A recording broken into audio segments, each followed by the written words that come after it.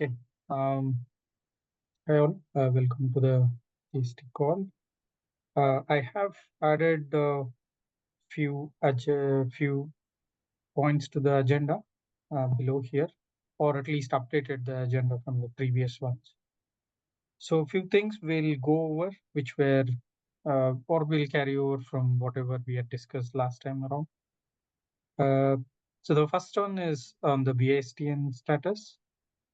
So Jan is on the call. Jan, you would like to give an update on what is the plan you have to Yeah, sure. go ahead and start? Yeah, sure. So, since our last meeting was already 2 weeks ago, I can report what we already did in the last 2 weeks. So, we've been working on the milestones M11 and M12, and just started to work on M131. So that basically means we have moved the gateway services. So that basically means the IPsec tunneling, BGP sessions, the routing, and all those things from the old desktop computer to one of the new infrastructure hosts. We have installed all of the new infrastructure hosts. And we have created the needed VPN credentials, OpenVPN there, so that so we from BSDN can access this whole thing and manage the infrastructure there. We need to figure out a way to share that with the Linux Foundation. I was trying to reach out to Eric, but I assume he's on PDO or something like that, or because I Yeah, tried to ping him a couple of times. I don't know if there's somebody else from the Linux Foundation that would be like our contact for these kind of things. If you're not able to get in touch with Eric, the best thing would be to open a ticket and I can send you the link because that will go to the release engineering team. And if Eric's not available, somebody else should be able to step in and help. Okay. So this ticket thing sounds a bit complicated. So we would need somebody that can work with us on this part of Linux Foundation AWS side of things and local community lab side of things, because we need to check the IPsec tunnels from our side. Everything looks good. BGP sessions are established, all of those things. But since we don't have access to the other side, so we need, I think with ticketing, this whole thing might take weeks. And if we can like directly talk to somebody, we can have this done in the next couple of days, I guess. Well, Eric's on the call right now. Eric, I don't know if you want to jump in and if you have any other suggestions, but this is typically the internal process for LF engineering services. Yeah, sorry. I showed up late, so I missed a bit of that. But yeah, generally like everything needs to come through the help desk just to track the work that we're doing. But yeah, it should be fine to open up a ticket and as long as we have that to track the work, we can also communicate with Slack or other things that are easier and quicker to get things moving forward. Okay, so basically, what I was going to is that we have moved the gateway functionality, so that is the M11, and we have moved the DNS, DHCP, and NTP services, so M12, and to fulfill the acceptance criteria there, we would need to check that the connectivity is established as intended. So we need the AWS side of things. So somebody needs to like either grant us access to the AWS side of things or check on that side and just quickly write me an email, tell me, yes, everything is fine, so that we can basically document that this acceptance criteria is fulfilled. And then we would, as said, we're currently moving on to M131, which is moving the owner's controller. So we have set up virtual machines on the new infrastructure hosts. We have moved the owner's controller there. and reestablish the session towards the aggregation switch. We need to verify that the functionality is there. I'll probably do that in the next couple of days. And then also we need somebody that can review these acceptance criteria. I don't know how exactly you want to do that. There is, I think Mahir wanted to prepare a list or something so we can give check marks. But yeah, somebody would need to like either look at a quick demo that we're giving, or like, I don't know how this is going to work here. Yeah, I'll prepare this document this week, and probably for this kind of things, we will request some kind of demos or showcases in TST meeting so that we can see that everything is okay and is done. Okay, cool. Yeah. So Okay. yeah, sure. So then we would like prepare quick demos of what we have done with the gateways. So M11, M12, and M131. And show you all of those things next week. And then I guess we should be able to check off the acceptance criteria. Otherwise, I can also send you an email and point you towards the documentation. Documentation is another thing here. So we have started the documentation of the whole setup again based on the Netbox documentation that we still had from the last year project. So we're currently hosting that on our own Kubernetes infrastructure. We would need like you to host that somewhere. I mean, we can host it for the time while we are contracted here, but I think it would be good to find like a more permanent host where this Netbox can basically run. I don't know who would be responsible for that. So this Netbox controls what?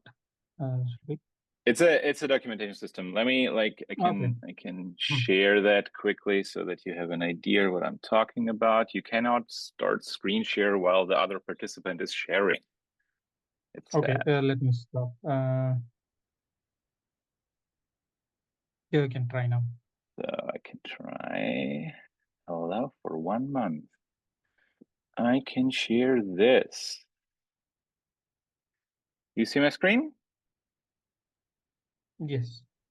Okay, so this is Netbox. The documentation here is basically relatively simple. We have 2 racks there in the facilities of Deutsche Telekom and Winterfeldstraße. One rack is basically the one that really hosts all of the infrastructure in it. So there is like all of the OLTs, all of the Kubernetes nodes, all of the GPON, ONUs, ONTs, all of these things. There's 2 new hosts, which are basically the gateway, which is a PF Sense now, the infra host 1, 2, and 3. Those are hosting additional services for infrastructure management and stuff. I'll like show you some demos next week. And then in the other rack, there is the old gateway. We basically just moved it here. We will retire it as soon as we have verified that all of the configuration that we have ported is there. So this documentation basically documents all of the cabling down to each port, right? So there's like each of the interfaces going from each switch to each like whatever other switch or OLT or ILO interface or blah, blah, blah is documented here, which is the basis for everybody else to work on that and also for us to work on that. So as you see, I mean, that might be too small, but this is currently hosted on our Kubernetes infrastructure. And as said, we're fine to run it or leave it run there for now, but it would need to run somewhere else after that. So ideally we could move it at a certain point to some Linux Foundation infrastructure host, whatever. Or if that's not a good option, we can obviously also like share the database dump of this thing or screenshots or something like that. And then that can be hosted somewhere else if that's the better option. Just let me know what works for you. I think we need to request this from Eric because it should be the Linux Foundation to host this, and we need to arrange some kind of access permissions for people that need to reach this Netbox, I guess. So, Eric,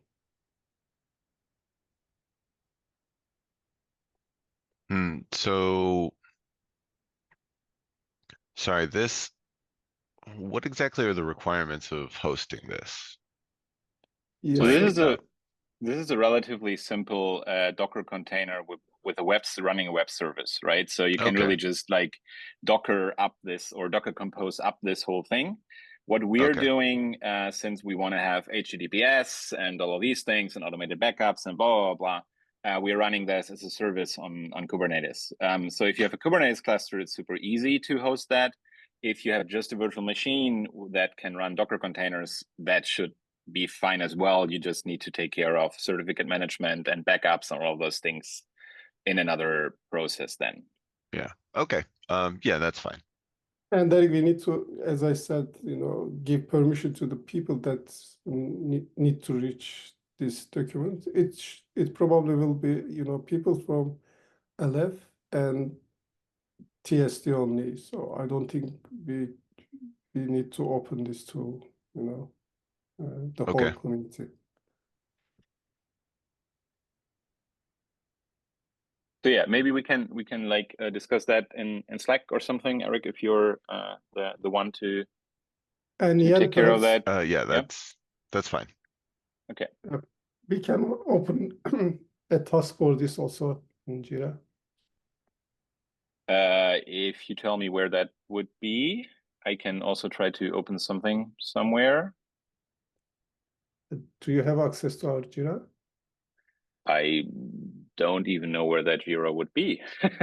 Is Okay, then Jira.openports let me open a or task and send the link to you, so and before you can create I a have some kind user of login. Jira thing. I think a while ago I had something and I checked some of my like credentials for things also still work.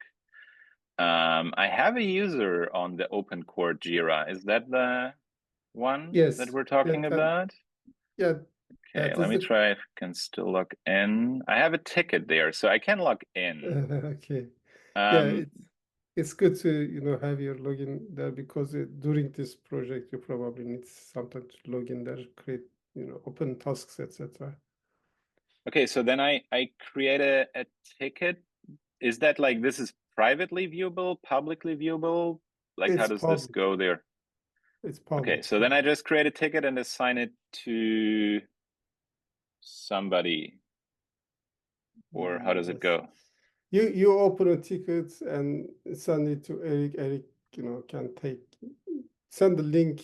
If you can assign to Eric, just assign it. If you cannot, send the link to us on Slack to Eric or us, we can assign to Eric, or Eric himself can take the task. Okay. Okay, cool. So yeah, that would be one thing, like this whole Netbox documentation stuff. We have in addition written up some Google Docs parts about the infrastructure, IP addresses, access credentials, like what is where and how the new gateways basically to be backed up and managed, which is also part of M11 and M12. Where would you like to have this documentation? So at the moment, as said, it's a Google Docs. We can just share this Google Docs. We can also send you the PDFs from that, or what would be, where would you like to have those things?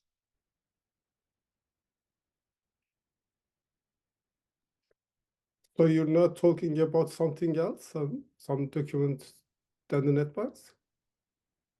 Yeah, I mean, like part of the deliverables for M11 and M12 is to create documentation of how the gateway is installed and how it can be managed, right? So there is like some things of you can like change the firewall settings or the nutting here. You can create OpenVPN credentials here. So this is more towards the Linux Foundation, obviously, but we need to send this documentation as part of our deliverables somewhere. Where would we, or which format would you prefer? I'm also fine to write it in some Jira something or Confluence if you have that, or we can share the Google Docs, or I can send you a markdown, or what would be the format how you would like to have this documentation delivered. Actually, currently I don't know if the document is a public document or have some information that No, it's not a public document. This is a document for somebody that is supposed to administrate this thing after we're done with basically fixing all of the different things and setting up all of the things as stated in the SOW. Okay, and no, we cannot do it via Jira task. Then let's share it with us via email. And I think we need to find somewhere, Eric, to keep these files also. And we don't really have a single centralized place. The wiki that you guys had is not really functional right now. Is that correct? Yes, we can use this wiki if it's possible. It's Okay, confused because currently. oh right, okay, you have but here yeah. again we need to So delete I it. think a page on the wiki that just has restricted access would be the best place. Yes. Okay. Good then. So where would I find that?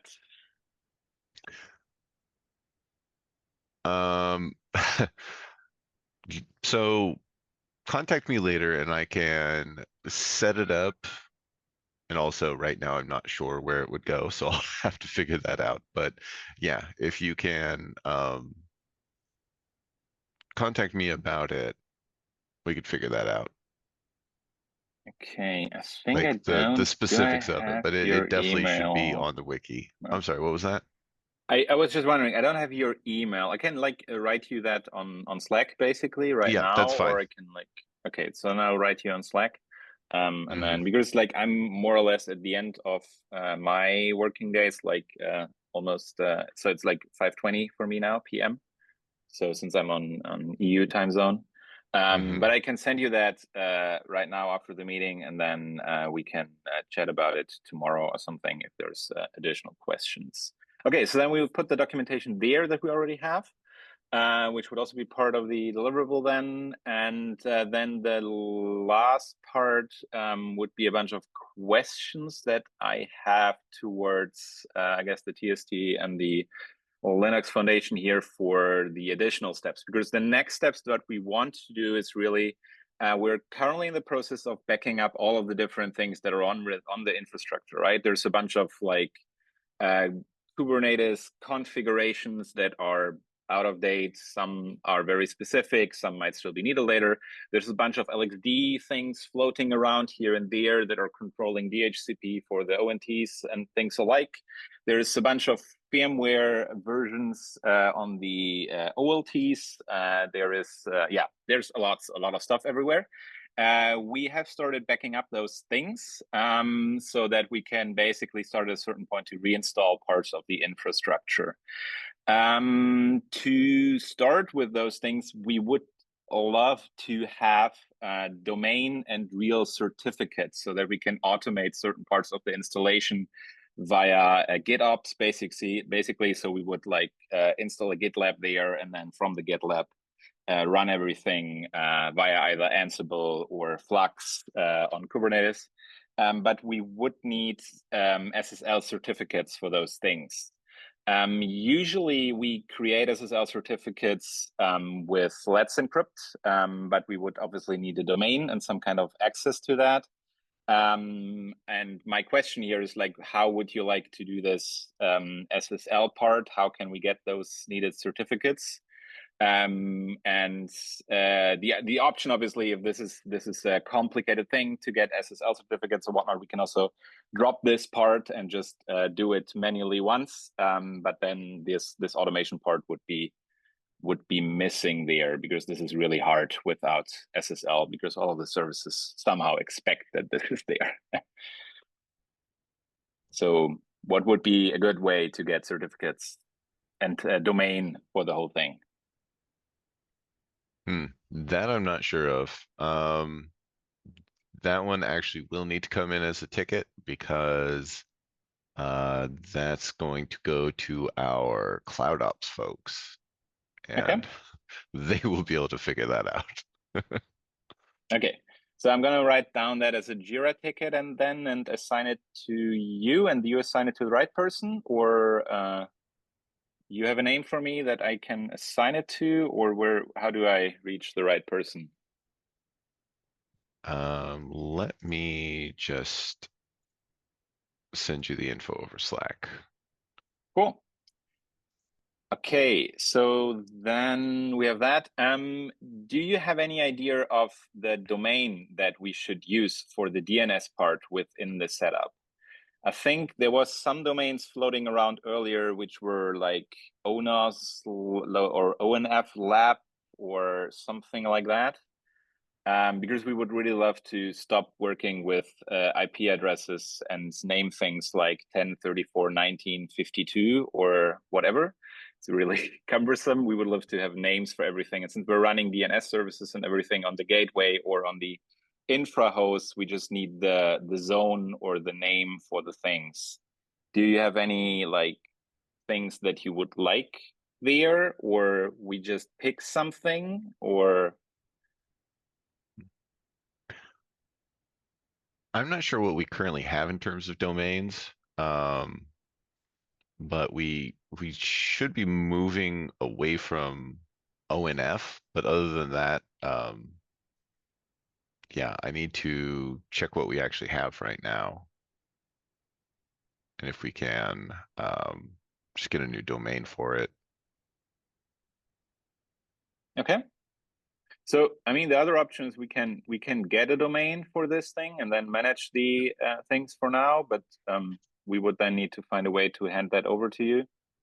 I mean, domain is like $36 a year, so this shouldn't be the big cost. It's just a question of like if there is already something in place, or because it's somehow the basis for moving most of the other things forward, because with pure IP addresses, the whole thing will be pretty complicated. So we need. Yeah, I think probably something as a subdomain of like Elif Broadband. So like, we could probably set it up with lab.elifbroadband.net, something like that, or .org. Sorry, I'm looking at the wiki. Yeah. Okay, it sounds perfect. Then I'll also like jump on the thing that you write me on Slack, and we can figure that out, how we name things. All right, sounds good. Okay, so then we have all these things. Yeah. Okay, I think that's basically it for now. So the next steps, as I said, will be basically getting all of the backups, verifying that M11 and M12 are done. For M131, we need to figure out this part of like, do we want to stick with the ONOS thing, or is there another way of doing that? So I don't know. I haven't heard anything about a new switch being procured by anybody. So we can stick with what is there, but if there is anybody having a new switch that you would like there for the aggregation part, because it's really just some simple VLAN switching, which can be done with ONOS, but there's easier ways.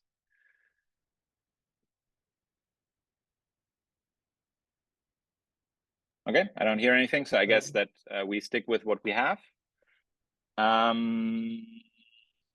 Yeah, I think this is more or less it for now. And then we basically move from there after backing up everything and resetting the infrastructure. We'll start installing all the needed services again, and then we can see if we can run the pipelines again. One more thing regarding the pipelines, we have started some pipelines, so my credentials for the Jenkins part still work. So I can just start pipelines.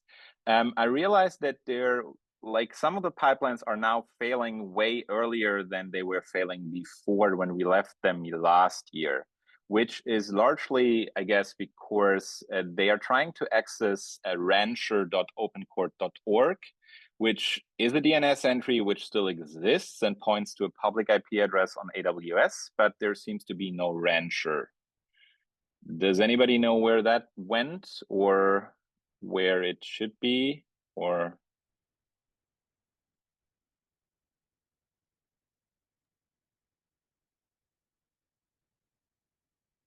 I have no idea.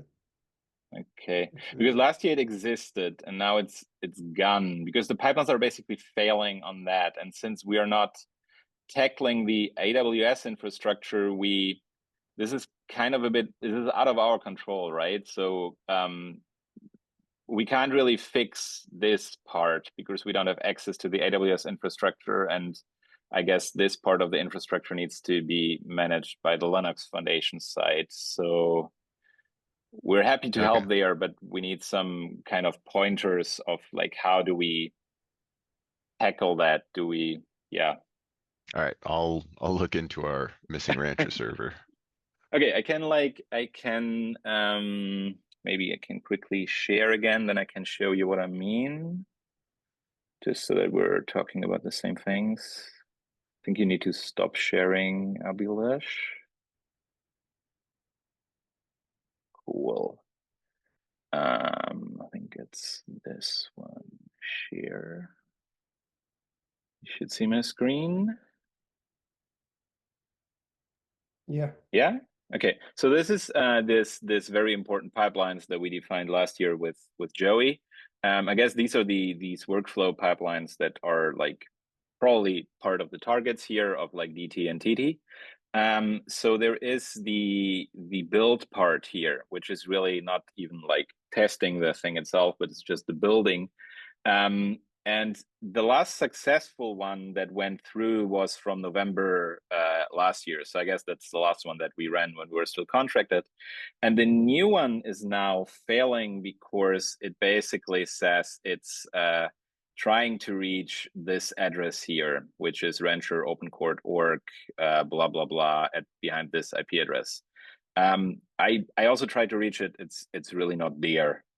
So either this is a new thing somewhere in the pipelines, because I also haven't seen that before. So in this pipeline, in the logs, there is no mentioning of this part, or the infrastructure has changed here. And to verify that all the connections still work, we would need this thing to somehow yeah, we would love to assist as said, like in tackling that. But since I'm not sure what is happening on this site, where this thing was, we need some assistance here. I can also create a ticket for that.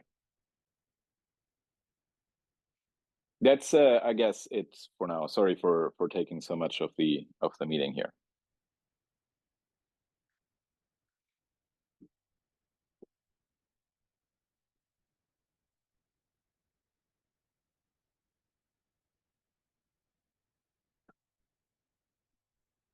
Okay.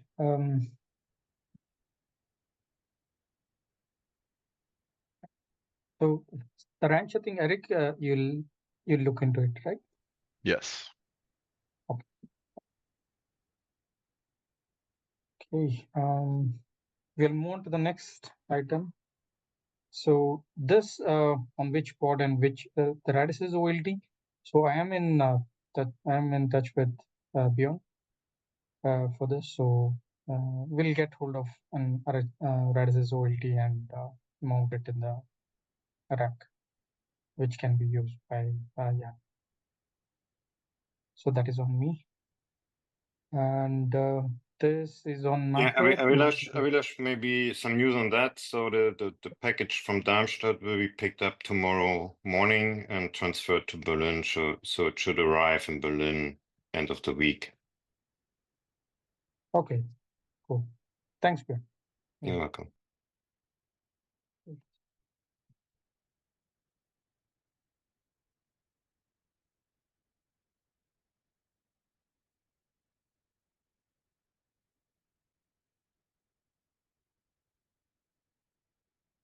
Okay.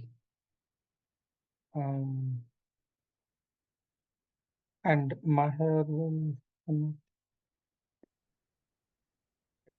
Yeah, I'll prepare it this week.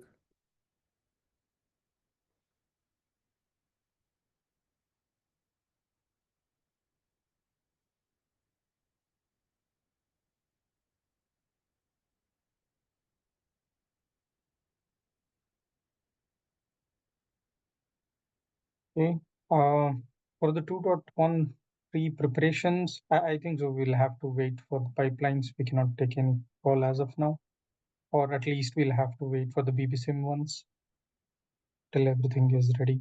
So we have thought we'll check mid-November and then decide what to do. So that all depends on the progress made by Jan. Till then, we'll wait and watch. And the next one, the test suits, which I was looking into.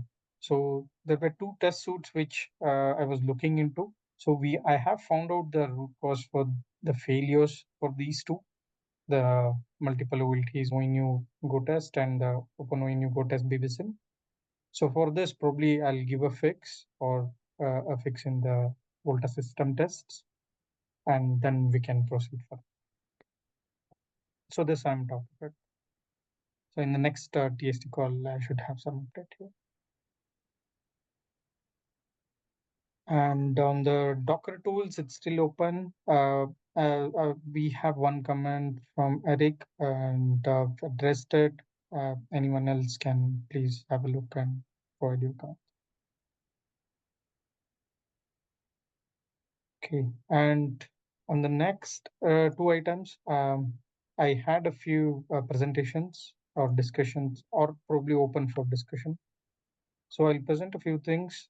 First, one is on the memory consumption, which we have worked on for the ONU adapter, which was consuming a lot of memory. So we have done some changes, or we have done some changes which I'm going through, which I will go through, and people can review. All of them can review and provide your inputs. So the first one, I'll open the first one.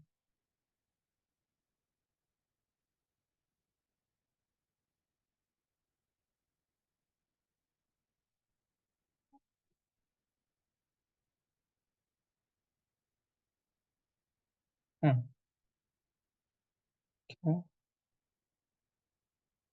Stretch.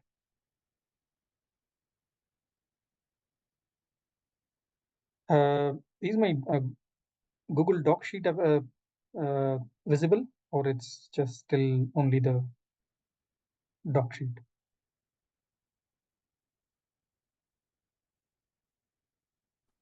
You're able to Yeah, see it's my visible. presentation?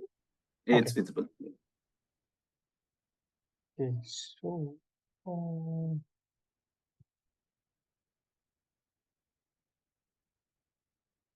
let me try to.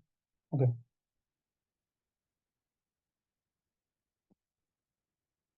Okay. So first one is on the memory consumption. So the ONU adapter, it was consuming a lot of memory. I don't have the numbers captured here, but I will share it in this presentation later. So there were two potential issues in ONU adapter which were consuming a lot, not issues as such, but how it was written, they were consuming a lot of memory. One is on the channel sizes in the FSMs. As you're aware, the ONU adapter has the finite state machines for all the configurations which are being pushed to the ONU. So Abhilash, sorry for interrupt. No, yeah. Are you still sharing something? Because I don't see anything. Oh, is it? Let me reshare. I think so. There's some. Let me share. I'll share my whole screen. That will be easier.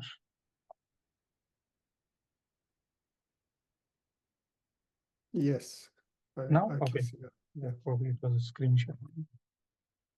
Yeah. So one is on the channel sizes. So we have channels in each FSMs.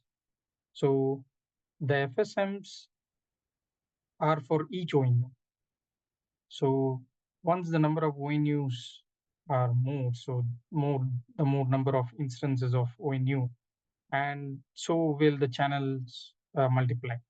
So if I take an example, like there are Go channels which are of defaulted for the size of 2048.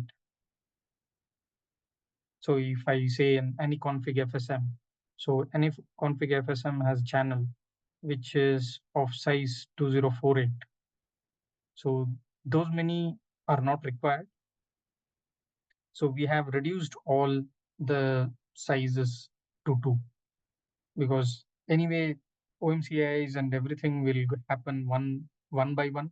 There is no chance like multiple things happening at one shot.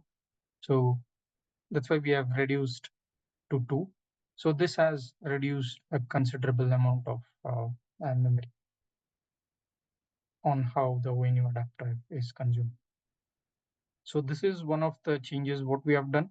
So there is already, if not, I'll share the Gerrit also. We'll be putting it up in the Gerrit for review. This is one of the changes what we have done to reduce. Any questions here on the channel sizes for the FSM?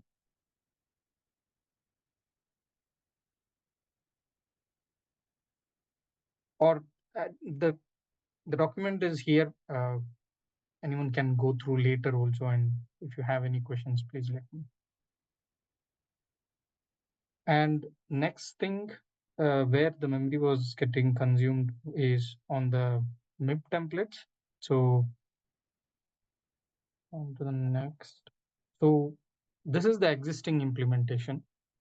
So whenever we have an ONT, type of ONT plus a software version, so a MIB template is generated for that, so that all ONTs, or the ONU adapter need not go to all ONTs to get the MIB, because the same one model plus version will have the same MIB, regardless of how many ONUs are there of the same model and version. So that's why one MIB template is generated for each type, I mean each model and version. But here the instance, right, the instance of the MIB was for each ONT.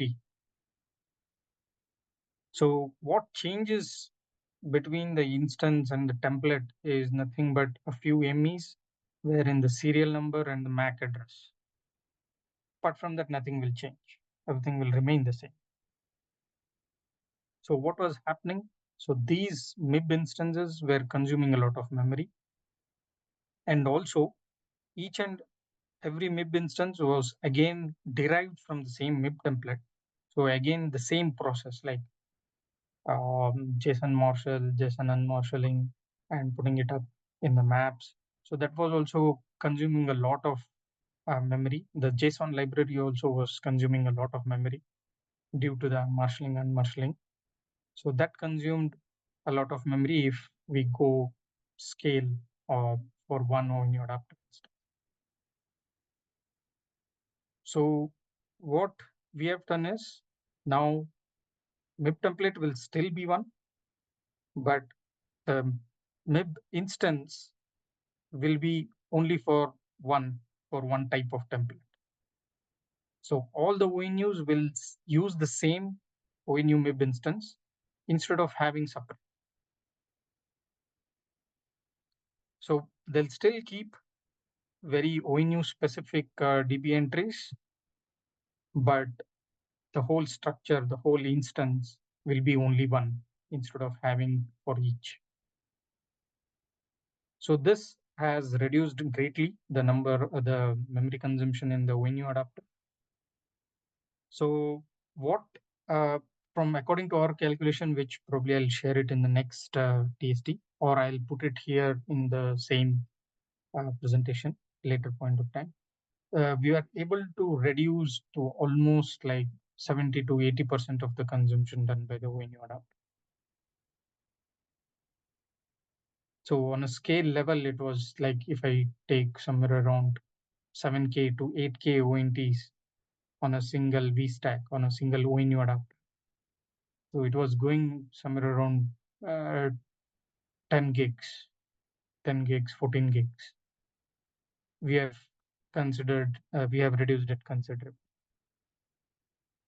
So I'll share the numbers and also the Gerrit MR, which we'll be raising soon for this change.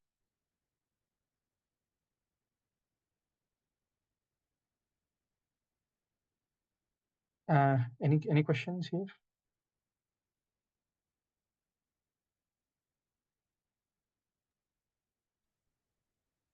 Okay. That was I on have the one question. Yeah. What will happen with sync mechanism after this new implementation? Sorry, can you repeat? Sorry. What will happen MIP sync mechanism after this new implementation? Because I know MIP sync mechanism is using a MIP sync count in MIP template instance. And I think some things should be changed after this implementation. Yeah, still the ONU specific things will still be there. The ONU specific instances will still be maintaining ONU specific things. But most of the MEs, right? The MEs, what all supports, they were getting duplicated for each ONUs, which we are maintaining only one as of now.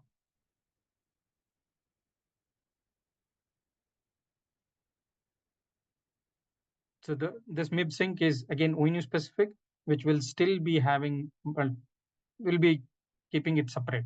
Like they will be having very specific to ONUs. But the whole instance itself will be only one. I see. Thank you. Yeah. I'll share the review so that you'll get an idea. Abhilash, were these instances kept in memory only or persisted in somehow? The template is persisted. But the instance is not. Yeah, instance is generated. Okay.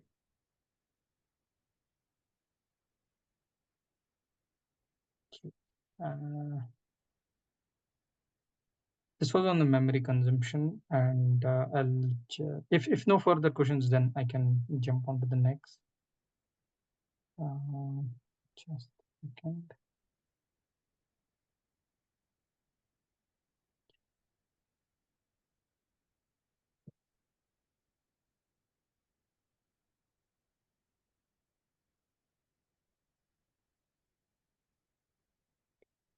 Abhilash, did you say that you're planning to bring this to the next TST, or I'm talking about the patches. Are you going to upload patches soon?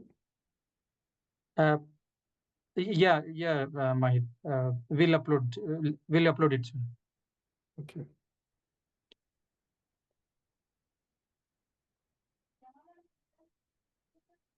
So yeah, next is on how the reconcile process is done.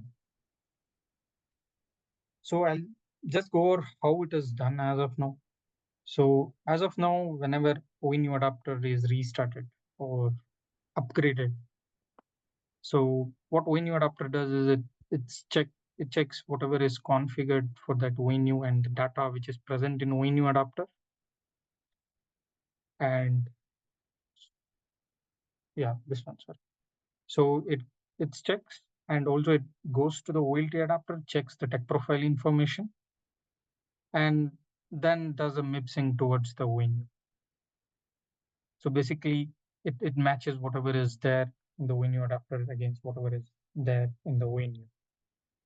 So if there is a mismatch somewhere, then there is nothing correction done here, but instead an event is raised or an alarm is raised, like reconciling failed. So what the problem with this is, on a scale environment, like if an ONU adapter is restarted, like 7K, 8K ONU, so all of them go to reconciling at one shot. This will spike up the resource consumption for both ONU adapter as well as OLTF. And what we are doing now is we are putting up optional flag wherein whether to reconcile with the ONUs, against the ONUs, with whatever is there in ONU adapter, or ONU adapter to consider whatever is there in ONU adapter, and that is what is configured in the ONU. So this is what we have done. So what ONU adapter after restart does is it will check whatever is present again in ONU adapter. It will go to the OLT adapter, get the tech profile instances, and compare it against what it has in ONU adapter, and not go to the ONU at all. Because the assumption is like ONU configuration will not be changed from a different entity apart from ONU adapter. So whatever ONU adapter has configured or has it in its database, in its present data, so that is the correct one. So if there are any failures in between, yes, that ONU adapter has to handle. Like if during configuring an ME, if there was a failure or ONU adapter restarted while during configuring an ME, then that data shouldn't be there in ONU. That means it's not configured in the ONU. So in any case, if there is a data mismatch between the tech profiles from the OLT adapter and the data present in the ONU adapter, then it will be a reconciling fail. Means the reconciling of the ONU adapter fail, the ONU fail, and the event will be. So what Phil is going to the ONU for reconciling, although it's a good thing to do, but the chances are that ONU adapter itself is the only entity which controls the ONU, and ONU by itself cannot configure something or there is no other entity which will configure so that the data can go out of sync. So under that assumption, we have done this. Although this is a optional from the Helm chart, like it can be enabled or it can be disabled as well.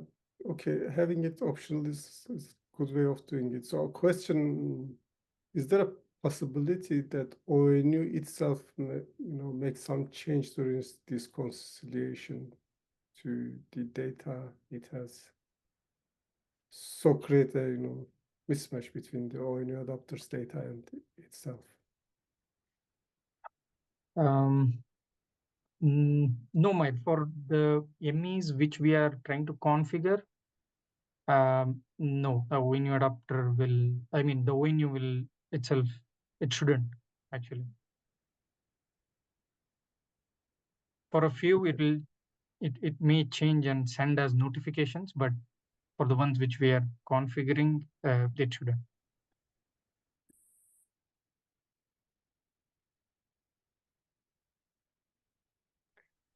So only possibility, maybe, during this reconciliation or during ONU adapter restarts, ONU itself can be restarted. If it happens, yeah, then that it lose its ONU data. Yes, that data sanity ONU adapter has to maintain, like while configuring an ONU. Definitely it will fail if the ONU goes down. So that part, the ONU adapter shouldn't keep it as like, okay, I have configured the ONU. It's like it's not configured, the data is not present. It's like whatever is there in ONU should be there in ONU adapter. If anything fails at the ONU, that configuration shouldn't be there in the ONU. So we have to make sure of that. We have done some tests. We have fixed some issues as well, wherein ONU adapter was not having proper data. So that fixes also we have done, but still there may be cases here and there which we'll have to fix. Because while configuring something, while configuring an anyconfig FSM, if ONU adapter goes for a restart, so what data will be present in ONU adapter? So those sort of things we'll have to test and fix some issues. Because everything comes as flows to ONU adapter. So even if there is a failure configuring any of the MEs, then the flow will be failed. So eventually the flow will be retried by the controller. So even if it's missing in ONU adapter, then the flow will come back again, and the ONU adapter will try to configure again to the ONU.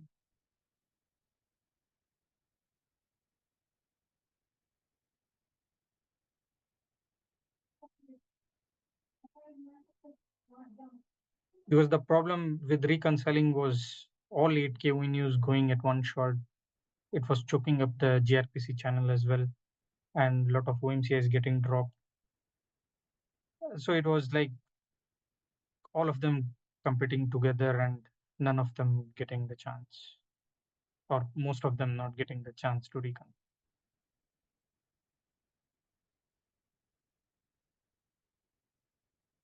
It works like 200 ONUs, yeah, fine, but once we go to a level, so it will not scale well.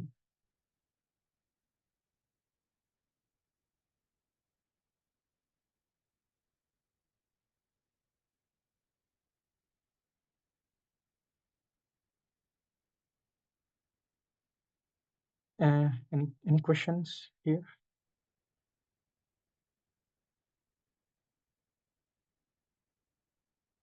So I've captured a few points on why we have done this and how we have done this. Also, I'll share the path set for this as well. This is a bit of straightforward path set. And any questions on this, feel free to ping me on Slack. We can have a discussion on this.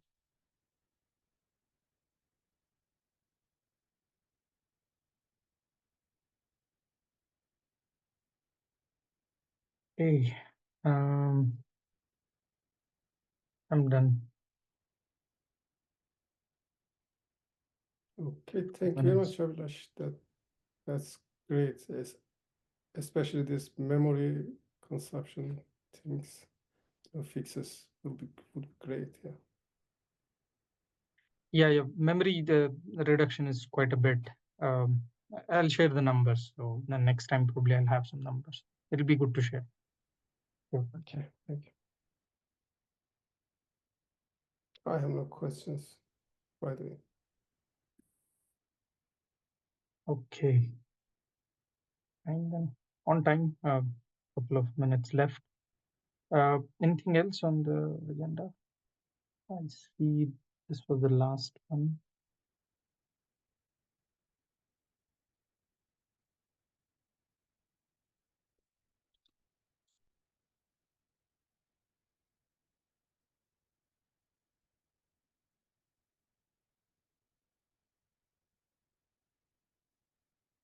Okay. All right. Thanks all then. If nothing much. Have a nice rest of the day. Thank Thanks you. all. Thank you. Bye. Bye bye. Thank you. Bye. Thank you. Bye.